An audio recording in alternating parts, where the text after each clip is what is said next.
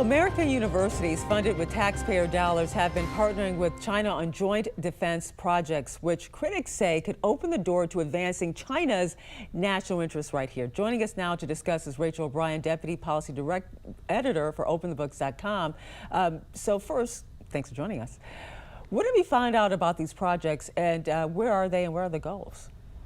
Thanks for having me, Angela. Yeah, we looked at top public universities and we found that UC Berkeley and Georgia Tech are getting money from China, essentially in exchange for STEM knowledge gained through these joint defense projects. So these are strategic technology research.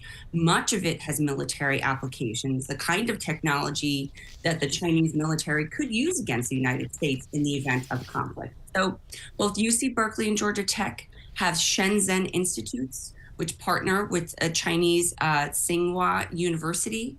An investigation by Congress just in September found that these institutes and similar programs, they say, quote, serve as conduits for transferring critical U.S. technology and expertise to China, including entities linked to China's defense machine.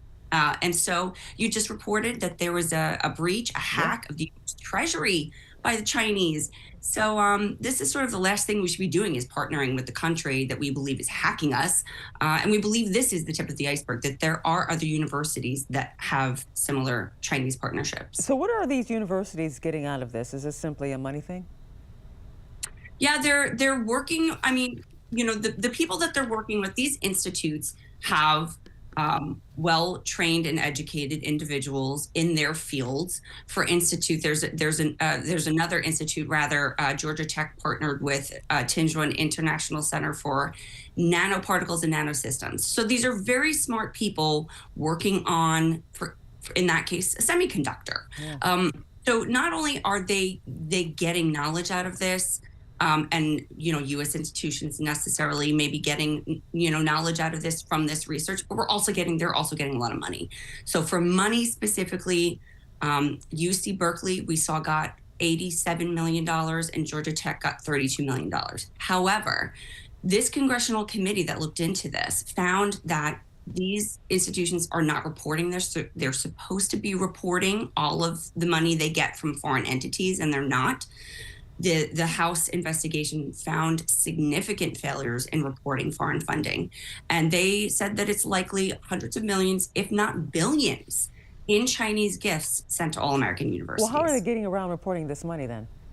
Yeah, so this is the Higher Education Act requires that universities report funds from foreign countries, but sort of these joint projects can get organized as separate legal entities, it looks like. And so they're able to get around it for a minute until they're found out.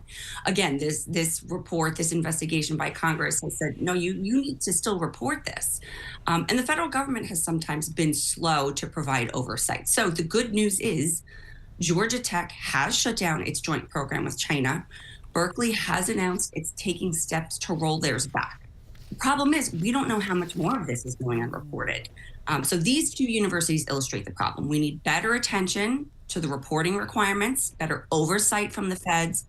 Otherwise, it continues to allow China, who just tried to hack the US Treasury, allows them to access our scientific knowledge, influence our universities, and advance their own national interests. All right, Rachel O'Brien, Deputy Policy Editor for OpenTheBooks.com. Thank you for joining us.